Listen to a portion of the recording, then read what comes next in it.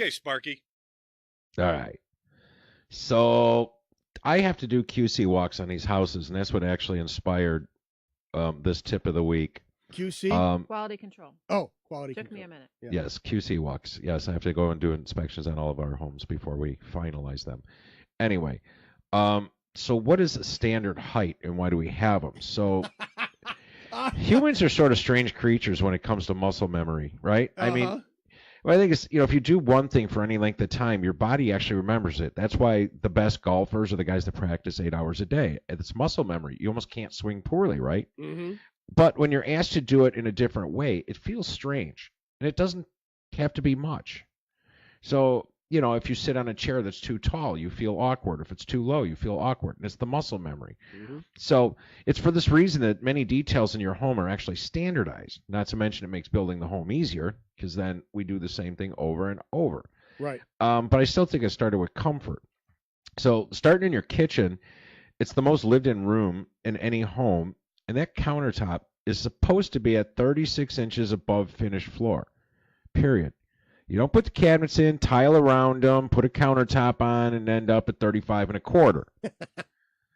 And that's some of these morons do. You do the floor, you put the cabinets in, then your top is 36 inches above finished floor. Boom, done. Right there. Done. That should be 34 and a half inches from the finished floor to the top of the cabinet. Uh-huh. Biggest reason why? That's how the dishwasher fits. Uh-huh.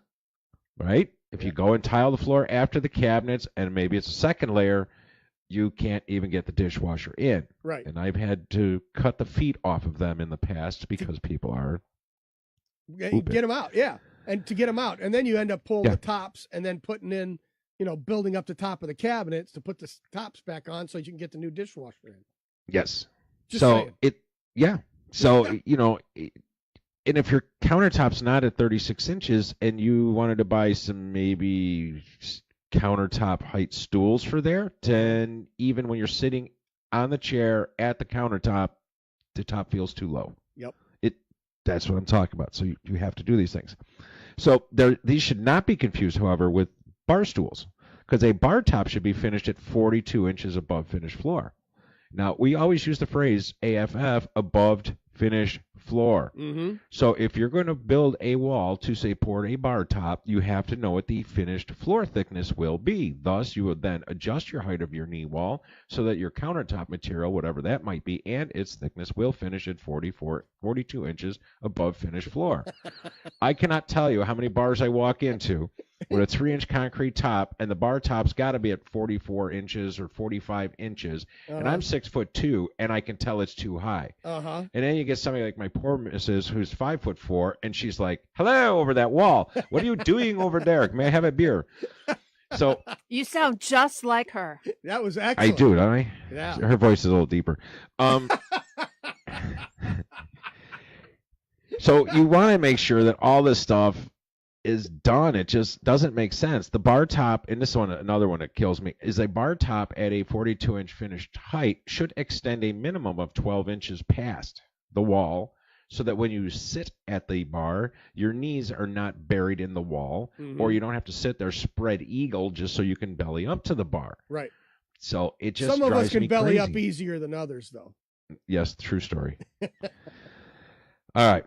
Your kitchen table has a standard height of 30 inches in height. Okay, so does a desk, and so does many other things. So that's one reason why your chair height, your standard chair, is usually 15 to 18 inches. Mm-hmm. So most chairs are all the same height so that you can fit under a kitchen table. Now, I have designers that think it's really cool to do really thick slabs, like 4-inch thick countertops and then they set the top at 36 inches, and then they want to put stools under it. And I'm like, you realize with a 4-inch countertop, you don't have the height at the bottom for your knee space. Mm-hmm. And I go back and forth. Well, just raise it. I go, then your countertop's too high. So it drives me bananas, obviously. Uh-huh. So the same applies with toilets. Your old toilet was always 14, 15 inches tall, and then the new toilets are 16, 17. That's your comfort height. Yep. And a handicap toilet's usually at 18, so that's just an easy transition from wheelchair to seat. So those certain things you can adjust a little bit. And then, and some of those standards are ever changing. Like a vanity top in your bathroom was always at 30 inches.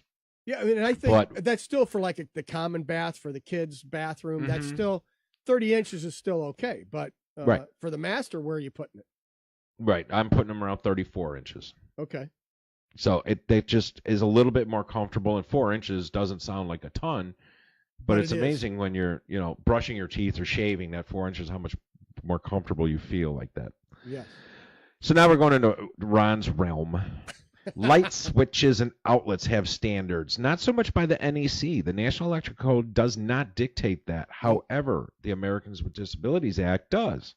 And this is wall controls and outlets should be reached from a forward position, need to be a minimum of 15. I'm sorry, from a forward position, that means in a chair. Okay, apparently I didn't type all that in. But in a chair, you should be able to reach in a forward position to the outlet. So you want to be 15 inches as a minimum and 48 inches above the ground from the seated position. So light switch is typically 48 inches to center above finished floor. Outlets, they're saying 15 inches. We kind of twist that now. We put all our outlets in the baseboard. Right. Gets rid of wall clutter, so they're actually closer to the floor. So it means you might fall out of your wheelchair plugging something in. I apologize. No, I mean, that's one of those things you don't think about it, but, it depends on the buyer. Well, and see, but we've also been raising those to 15 inches from the finished floor also to make it easier to plug stuff in. So unless we're in an existing house, if we're doing something new, we'll probably run them at 15. But if it's an existing, we match the existing locations throughout the rest of the house. Correct. Yeah, and I mean, we would normally do the same, but, we're using 8-inch or 10-inch. We use a lot of 10-inch baseboards now, and it's all plain, like just maybe a rabbet on the top. Yep. A little groove.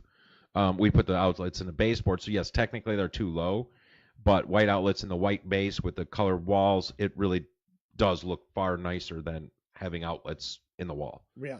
So it's a trade-off. Sure.